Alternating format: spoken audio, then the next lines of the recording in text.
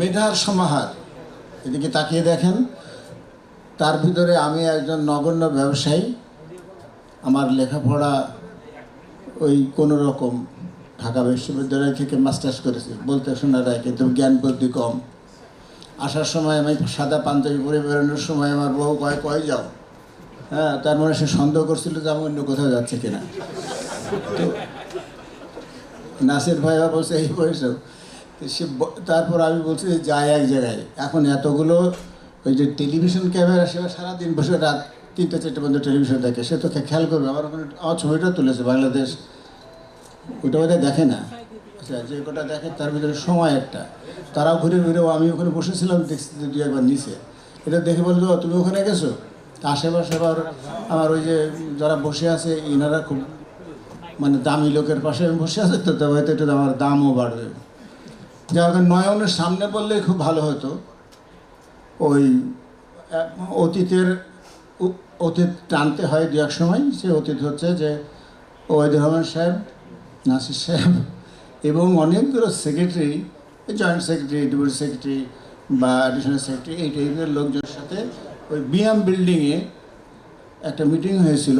কিন্তু তার আগের ঘটনা যে নয়ন ও কিন্তু আমাকে ও তালা মারে দিয়েছিল, কিন্তু যশোরে বসে, ও তো খুব ইন্টেলিজেন্ট ছেলে, ভালো, যে বললো যে অনেক নাম্বার পেয়েছি, আসাদ সাহেবকে দোষারোপ করলো, ওর তোর ও ইয়ে পেলে সত্যি কিন্তু সে জিতে যেত। আমি ওর একজন শুভাকাঙ্ক্ষী।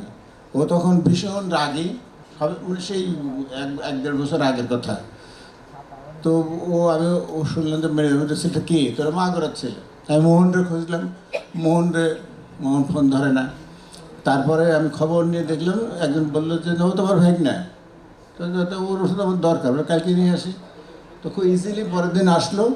তো ওর মামা যেহেতু আমাকে আঙ্কেল বলে, ও বলছে না না, আমার বয়স কিন্তু 76 বছর, আমার মতো এত সিনিয়র লোক কম আছে।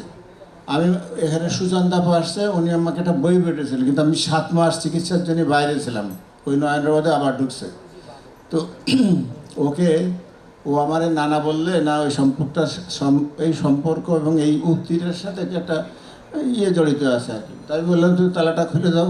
তো বলছে আচ্ছা আমি কালকে খুলে দেবো। কিন্তু তারপরেও অনেক কষ্ট হয়েছে। আমি ওয়াহিদুর রহমান সাহেব আর নাসিরুদ্দিন সাহেব ওই মিটিংয়ে কিন্তু সিদ্ধান্ত হয়েছিল যে, আমি দেখলাম যে very dedicated man Wahidur Rahman সাহেব, উনি বললেন যে তালা খোলার দায়িত্ব আমার, এবং তালা খুলে আজকে উনি এখানে যে এই পর্যায়ে এসছেন। আমি খেয়াল করে আমি তো লক্ষ্য করছি যে নেতৃত্ব দেওয়ার মতো উঁচু লম্বা ফর্সা 8-10 জন মানুষের মতো সুন্দর, সেগুলো বলছিলাম প্রশংসা করে।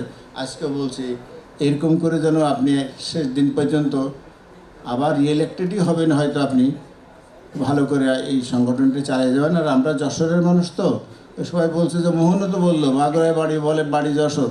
তো আমরা যেহেতু একসাথে এই পর্যন্ত নিয়ে এসছি, আমরা খেয়াল করবেন। সুচন্দাপার সাথে আবার মাপ চেয়ে নিচ্ছে এই জন্যে যে উনি একটা বই লিখেছেন, আপনাদেরকে জানায়, ওনার আত্মজীবনী। ওটা আপনারা কিনবেন এবং পড়বেন, বিকজ ওই বইটার ছাপানোর পিছনে আমার কৃতিত্ব আছে। তো আমি বইটা পড়ে ওনাকে আমি ফিডব্যাক দিতে পারি যে আমি ভীষণ অসুস্থ ছিলাম, মানে 7 মাস চিকিৎসা শেষে আমি দেশে ফিরে আসি। খুদা হাফেজ।